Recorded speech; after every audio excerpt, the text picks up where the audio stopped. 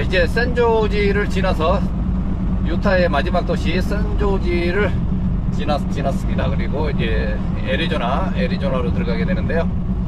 여기 인터스테이트 15번이 지나가는 애리조나는 약 30마일밖에 안 됩니다. 우리가 바로 이제 여기 지나서 네바다로 들어가게 되는데요. 반대편에 차가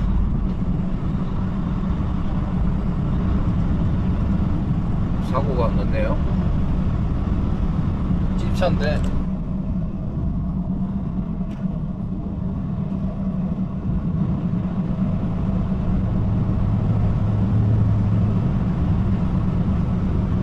오랜만에 이 버진 리버 인터스테이트 15번에서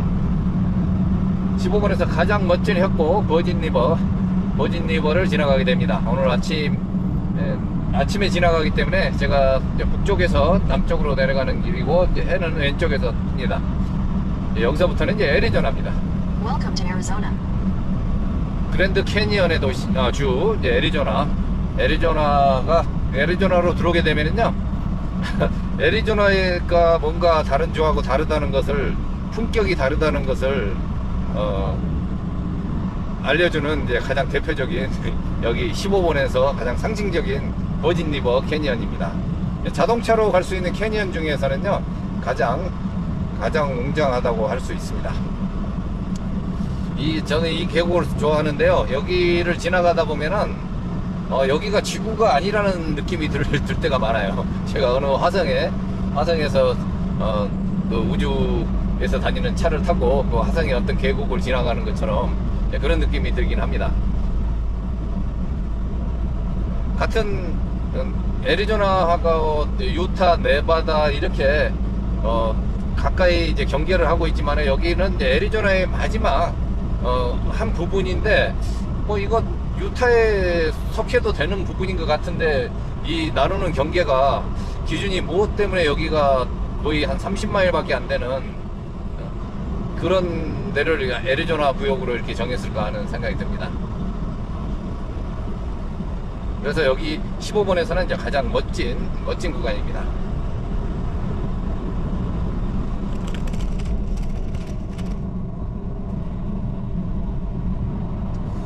대한민국의 민주주의 힘을 보여줬던, 그리고 가장 치욕스러운 것들을 보여줬던 작년 12월 3일부터 시작된 대한민국의 민낯과 또 민주시민들의 저력을 또 보여주는 극과 극의 대치 상태에서 지금 이제 국민들의 힘으로, 대한 국민들의 힘으로 다시 미친 그 정권을 몰아내고 새로운 또 선거를 치르는 이제 그 때까지 왔는데요. 여러 가지가 희비가 교차를 합니다. 처음에 12.3이 시작되고 나서 정말 창피하기도 하고, 특히 이제 해외에 사는 사람들은 그동안에 대한민국이 어떤 시기든 한류든 뭐든 해서 대한민국 위상이 굉장히 높아졌거든요. 그리고 그 대한민국 문화가 전 세계적으로 인정받는 그런 가운데서 우리가 자부심을 느끼고 살았던 이제 그런 시간들이었었는데요. 국가가 우리 해외에서 사는 사람들에게 무엇을 해주느냐, 무엇을 바라느냐, 이런 생각으로 국가가 잘 되면은 나한테 혜택이 있겠다, 이런 그 기대를 하는 게 아닙니다. 그냥 내 나라, 내 조국이 잘 살면은 나도 기분이 좋아지고, 나도 어깨가 으쓱해지고, 한마디로 이제 뽕이 들어간다고 할 수가 있죠. 근데 내 나라가 잘못되고 있고, 전 세계 사람들에게 어떤 비난의 대상이 되고, 그리고 전쟁을 하고 있어서 또 난민으로 또 분류가 되고, 이런 상황이 되면은 그냥 힘이 빠집니다. 그러니까 여기 미국이든 캐나다든 전 세계 사람들이 모여서 사는 그런 다민족 국가거든요. 그렇기 때문에 피부 색깔이나 종교나 그 나라의 빈부차나 이런 거하고 전혀 상관없이 그냥 하나의 또 공동체를 이루어서 나라가 되는 그런 상황에서 살다 보니까 우리도 모르게 그 어느 나라 사람이냐 따라서 우리가 스스로 그 나라 사람 국민들을 이제 평가하기도 해요.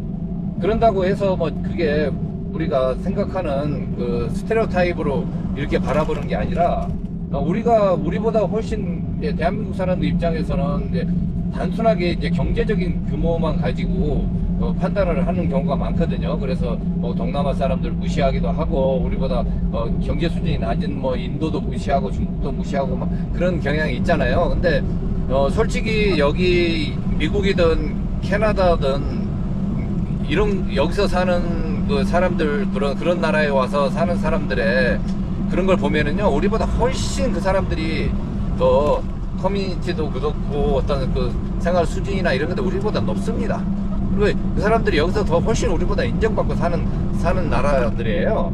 그냥 우리는 단순히 한국 사회에서 바라봤을 때 그 나라가 뭐 국민소득이 얼마다 이것만 가지고 판단하지만은 우리 여기 미국이든 캐나다에서 사는 그런 나라에 온 사람들은요, 대한민국 사람들보다 훨씬 더 그 높은 위치에 있고요, 우리를 지배하는 이제 그런 계층에 있는 사람들이 많아요. 우리는 그냥 하나 변방에 그냥 있으나 마나 하는 이제 그 정도 수준밖에 안 됩니다, 솔직히. 그런데 이제 우리 그 한류가, 우리의 문화가, 그리고 우리의 경제력이, 그리고 우리의 그 대한민국의 민주주의 의식이 이제 조금씩 알려지고 나면서부터 세계가 대한민국을 그냥 부러움의 대상으로 이렇게 바라보던 시절이었어요. 12월 3일 이전까지는요. 그리고 그 대통령이 윤석열이가 되기 전까지요. 대한민국이 망가지기 시작하는 것은 우리 국민들이 정말 목숨 걸고 피땀으로 경제를 이루고 민주화를 만들고 자유를 신장시키고 이렇게 해왔잖아요. 근데 어느 그 순간에 한 사람에 의해서 이 나라가 엉망진창이 되고 시스템이 무너지고 또 이것들은 시스템을 파괴하려고 앞장서서 국가 시스템을 파괴하는데 이제 그 힘을 다 쏟았고 그 자기하고 반대되는 사람들을 아주 무시하고 자기들을 지지하는 소수의 사람들을 위한 그런 정치만을 해왔던 이제 그런 사람들이었기 때문에 국격이 점점 실추가 됐어요. 그냥 품위도 그렇고 그냥 정말 좀 창피할 정도로 그냥 대한민국 대통령이 누구라는 것을 이 사람들은 물론 몰라요. 윤석열이 누군지도 모릅니다. 그 이름 몰라요. 차라리 김정일을 더 많이 알고 있습니다, 이 사람들은. 근데 뭐 대한민국 뭐 대통령이 누구나 이름도 몰라요, 솔직히. 근데 이 사람이 전 세계적인 사람이 되는 것은 뭐였냐면 이 사람이 계엄을 했기 때문에 이 사람이 알려진 거예요. 그리고 계엄을 해도 대통령이 누군지도 몰라요. 그냥 대한민국에서 계엄이 일어났다. 이런 계엄이라는 것은 전쟁이다. 이렇게 생각을 했던 사람들이 전 세계 사람들이 대다수 사람들이었습니다. 그래서 얘네들이 우리 이제 아는 사람들은 그런 얘기를 많이 해요. 얘네 나라 뭐 전쟁이 일어났냐 이런 식으로 많이 물어봤습니다. 계엄을 처음에 선포했다 해서 뭐 전 세계적으로 이제 그 뉴스를 타고 막 군인들이 국회로 들어가고 이런 것들이 뭐 전 세계로 그냥 똑같이 한국에서 보는 것처럼 다 생중계 됐잖아요. 그렇기 때문에 전 세계 사람들은 뭐 대한민국에서 뭐 큰일 난 것처럼 해요. 생각을 해보세요. 우리가 대한민국 사람들이 만약에 다른 나라에서 뭐 계엄을 해고 군인들이 국회로 그 선거관리위원회로 국회로 막 쳐들어갔다고 생각을 해보세요. 그 나라에 대해서 어떻게 생각했나? 뭐 저런 나라가 있나? 저거 완전 후진국이다. 이제 이렇게 생각할 거 아니에요. 똑같은 그것을 우리가 그걸 그대로 당했습니다. 그동안에 한류고 경제 성장이고 해서 대한민국이 굉장히 그 높은 위치에 올라왔었다고 선진국은 아니지만 선진국 대열에 들어섰다고 모든 다른 나라 사람들이 부러워했는데 그걸 하루아침에 그냥 후진국으로 바꿔버린 그런 사건이거든요. 그래서 저도 이제 그 캘리포니아로 왔다 갔다 하면서 계속 뭐 관심을 가지고 보기도 하고 화가 나기도 하고 그랬거든요. 근데 정말 이제 대한민국 국민들이 위대하기 때문에 이게 성공을 못했던 거지. 그 소수의 걔네들이 그냥 무력만 가지고 될 거라고 했으면은 됐겠죠. 근데 너무 우리는 그런 불의에 저항을 하고 민주주의를 사수하려는 그런 의지가 높고 그런 의식들이 높기 때문에 그 얘네들이 친이 쿠데타였음에도 이제 실패할 수밖에 없었지만은 이게 지금도 마찬가지입니다. 지금도 마찬가지고 이게 얼마나 뿌리 깊은 그 얘네들의 카르텔, 엘리트주의 카르텔 이런 것들이 그동안에 대한민국을 주물르고 지들 마음대로 하고 법을 무시하고 헌법 위에 있었다는 것들을 우리가 그놈들의 만행을 보면서 이제 확인을 하는 과정 중이잖아요. 근데 가장 힘들었던 건 그런 것 같아요. 그냥 우리가 어느 정도는 그럴 거라고 했지만 그래도 인정을 해주는 부분이 있었어요. 걔네들이 뭐 머리도 좋고 뭐 각종 뭐 어려운 시험들을 통과를 해서 뭐 보이직이 있었고 국가의 또 혜택을 받아서 그런 엘리트 코스를 밟고 무료로 국가의 세금으로 해서 했기 때문에 그 사람들을 다 어느 정도 인정을 하고 뭐 그 사람들이 어느 정도 뭐 거기서 누리는 권력이나 그런 것들도 다 그냥 인정을 했습니다. 그리고 그리고 그렇게 되기 위해서 대한민국 모든 사람들이 공부 열심히 해서 저렇게 돼야 된다고 해서 그냥 공부 하면서 그냥 아이들을 무시를 하면서 대한민국 그렇게 지금까지 성장을 해왔는데 결국은 소수 엘리트들을 양성하고 그 소수 엘리트들이 대한민국을 주무르면서 자기들의 그 이익과 출세를 위해서 그 국민의 세금으로 혜택받았던 것들을 오로지 자기들의 그 출세를 위해서 그런 것들을 다 활용을 하고 너무너무 수준이 낮은 그런 생각들로 자기들만의 세계에서 살았다는 것들을 온 국민이 이제 확인했잖아요. 그러니까 우리가 생각하는 상식하고는 전혀 다른 세계에서 다른 생각으로 자기들만의 세계에서 살고 있었던 거고 우리들의 상식이 무너져 버리니까 이게 더 힘들었던 것 같아요. 우리가 생각하는 상식이라는 것은 그것을 이제 어떤 우리가 이런 상식선에서 지키자 하는 게 법이잖아요. 그걸 그냥 서로 말만 해서 생각으로 관념만 가지고 해서 안 되니까 이런 선은 서로 지키고 살자 해서 이렇게 법을 만들어 놨는데 이제 그게 상식이 됐고 사람들은 그게 다 그렇게 될 거라고 다 믿었습니다. 근데 이 상식이 우리가 생각하는 우리를 통치하는 놈들의 생각은 전혀 다르다는 것들을 확인하고 나서부터 엄청 힘들어졌어요. 더 힘들어졌습니다.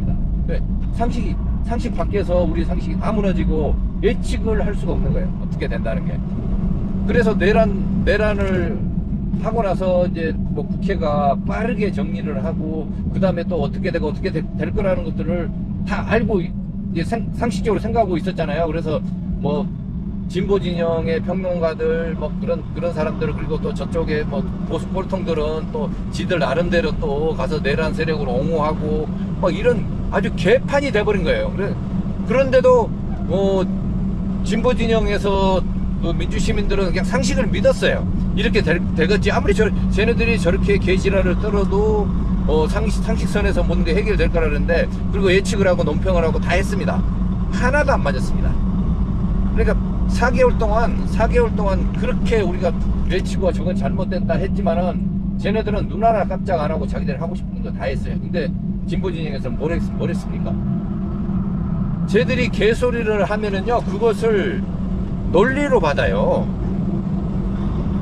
법리로 받고 논리로 받았다는 거예요. 그래서 그것은 법적으로는 그게 안 된다 하지만은 쟤네들은 법을 지킬 생각도 없거든요. 근데 그 개소리를 인간의 언어로 자꾸 번역을 하고 그걸 개소리를 인간의 말로 대답을 하려고 하니까 안 맞는 거예요. 결국은 마지막에 헌법재판소에서 그런 결정을 내렸기만 그때까지도 우리가 믿고 있었던 최후의 보류 헌법재판소까지도 지금 개판을 만들어 버리려고 하는 게 저들의 수작이고 그것들이 역력하게 그 과정 중에서 나타났잖아요. 그래서 이렇게 쉬운 그 결정을 할 수 있는 모든 근거가 있었음에도 불구하고 국민들을 몇 주 동안 그냥 고문을 했어요. 고문. 헌법재판소가. 물론 결론이 그렇게 났기 때문에 헌법재판소를 뭐 그냥 칭찬해야 된다 이딴 식으로 얘기를 할 수 있겠지만은요, 걔네들은 당연히 그걸 해야 되는 거지. 지들이 인문데 거기서 무슨 정치 성향이 있고 개인의 성향이 있고 뭐 보수가 있고 진보가 있고 그래야 되냐고요.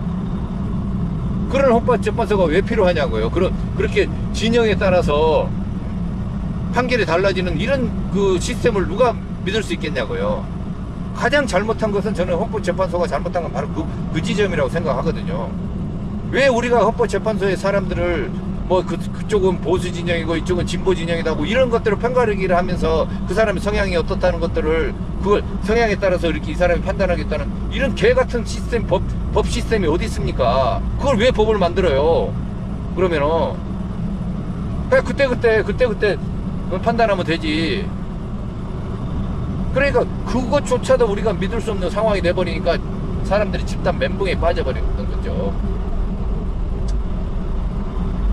그래서 뭐 헌법재판소가 8대 0으로 했다고 해서 그 사람들이 뭐 정의로운 판단을 했다, 이건 개소리입니다. 아니 재판관들이 당연히 법에 의해서 판단해야지, 무슨 자기들의 성향에 따라서 판단하고 자기가 봐주고 싶으면 봐주고, 그게 무슨 법입니까? 근데 이 새끼들은 지금까지 그런 짓을 하면서 살아왔기 때문에 그게 당연하다고 생각을 해요.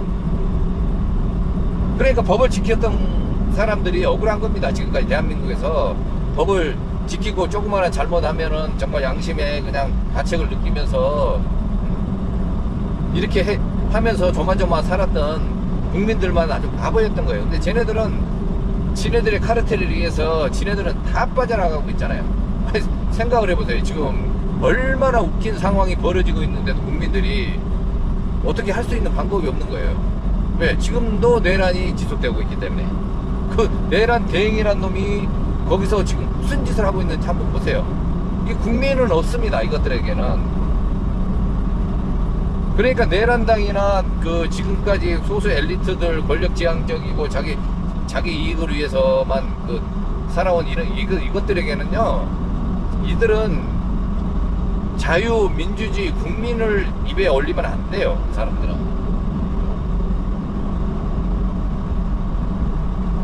저는 이제 가장 윤석열이가 되고 그 대통령이 되고 나서 뭐 연설을 하고 뭐 그때 취임사 때 연설하고 또 어디 해외 나가서 또 뭐 진짜 연설을 하고 있더라고요.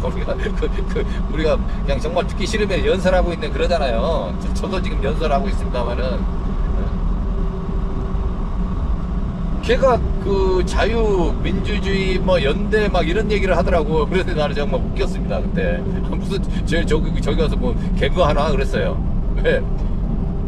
아니 대한민국처럼 자유, 민주주의가 굳건하게 이렇게 잘 정립된 나라가 어디 있습니까?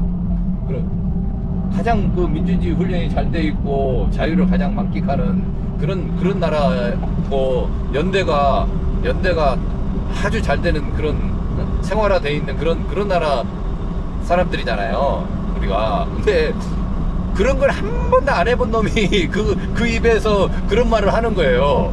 그러니까 걔는 자유민주주의를 위해서 지금까지 한 번도 싸워본 적도 없는 놈이거든요. 그냥 그것을 시스템을 파괴를 하고 지금 멋대로 하는 그런 거에 익숙해져 있던 놈이에요. 그런 권력기관에서 일을 하면서 힘없는 사람들을 괴롭히고 지가 꼬투리 잡아서 없는 제도 만들어서 감옥 보내고 지가 봐주고 싶으면 그냥 얼마든지 봐주고 이렇게 해왔던 그 삶을 살았던 놈이 그 자유민주주의에 대한 어떤 서사가 하나도 없는 놈이에요. 그런 놈이 어디 가서 그 다른 나라 정상들이 있고 뭐 그런 뭐 대표들이 있는데 가서 그런 얘기를 하는 걸 보고는 기가 막혔습니다. 그러면 걔가 그렇게 얘기했을 때는 뭐 결국은 뭐냐면은 대한민국에는 자유민주주의나 그 연대 이런 것들이 잘 안 되고 아직까지 그런 게 정립이 안 돼 있다. 그래서 지는 내가 그런 것들을 이제 앞으로 해 나가겠다. 이렇게 얘기하는 꼴이 되거든요. 근데 유일하게 지가 자유를 억압하고 민주주의 시스템을 파괴했던 그런 놈이거든요. 딱 처음에 하자마자 다 그렇게 했잖아요. 대통령 되고 나서부터 시스템을 파괴를 해서 지가 지지층이나 지가 하고 싶은 대로 마음대로 그냥 제왕적으로 대통령 노름을 대통령 짓을 하려고 했던 놈이잖아요. 그러니까 전혀 걔는 그런 것을 입에 올릴 자격이 없는 놈이었어요, 애초부터. 근데 이 썩어빠진 국민들이 자기들의 이익을 위해서 그놈을, 그 멍청한 놈을 대통령으로 세워놓으면은 우리가 지금까지 누렸던 기득권을 그대로 이렇게 누리면서 지금 대대손손으로 잘 먹고 잘 사는 데 이상이 없겠다 해서 자기들의 이익에 따라서 그 지식인들이 앞장서서, 그리고 엘리트들이 앞장서서 윤석열을 만든 거예요. 그 지식인이고 엘리트라는 그 가장 앞잡이들이 언론이잖아요. 언론이 다 포장해줬잖아요. 그리고 지식인이라는 놈들이 앞장서서 지지선을 해주고, 그게 대한민국의 수준이었어요. 그걸 몰라서 윤석열이가 그렇게 터무니없는 놈이라는 것을 몰라서 그랬다는 건 말도 안 되는 소리입니다. 훨씬 더 많은 정보를 가지고 있는 그 소위 엘리트고 지식인들이 그걸 몰라서 그랬겠습니까? 알량한 자기들의 이익을 지키기 위해서 하는 짓거리였습니다. 결국은 그 놈을 뽑아놓으니까 걔네가 어떻게 했습니까? 전쟁을 일으켜서 대한민국 국민이 수백만이 수천만이 죽든 말든 상관없이 자기 영구집권을 하려고 했던 놈들입니다. 그놈이 지금 와서 그렇게 보니까 이제 지들이 뭐 잘못했다, 잘못 선택했다고 후회해요? 개소리입니다, 다. 그놈들은 자기 이득이면 언제든지 또 다른 놈이 있으면은 또 거기다 투표할 놈들입니다. 국민은 없어요, 얘네들은. 왜? 얘네들은 자유민주주의가, 국민들의 민주주의 의식이 높아지고 자유의식이 높아질수록 자기들이 할 수 있는 그 파이가 작아진다는 것을 너무나 잘 알기 때문에 그래요. 그래서 걔네들은 국민의 어떤 식이든 민주주의 시스템을 파괴하고 자유를 억압하는데 배팅을 하는 놈들입니다.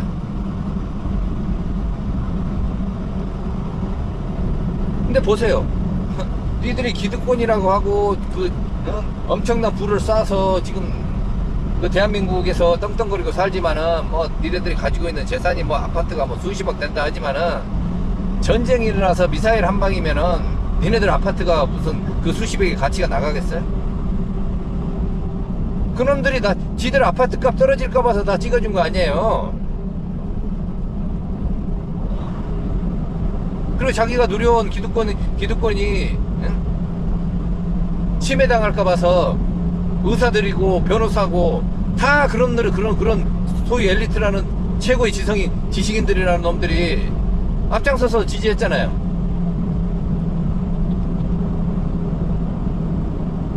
그렇지만 결국은 어떻게 됐습니까? 자기 발등에 자기들이 다 찍었죠. 그 알량한 자기 이익을 지키고자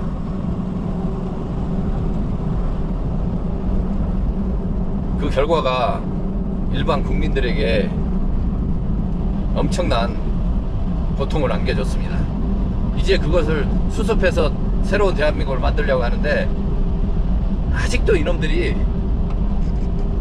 곳곳에서 지금 시시탐탐 지금 노리고 있어요. 이 세력들은요, 국가의 시스템을 망가뜨려서 국가를 혼란 상태로 가지고 가려고 하는 그게 역력합니다.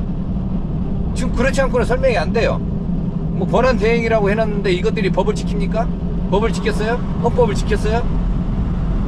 시스템을 파괴하는데 앞장서는 놈들이고 내란 수계를 옹호하고 자기들이 내란이 가담됐다는 것들을 숨기기 위해서 지금 국가 시스템을 망가뜨리려고 하는 놈들입니다.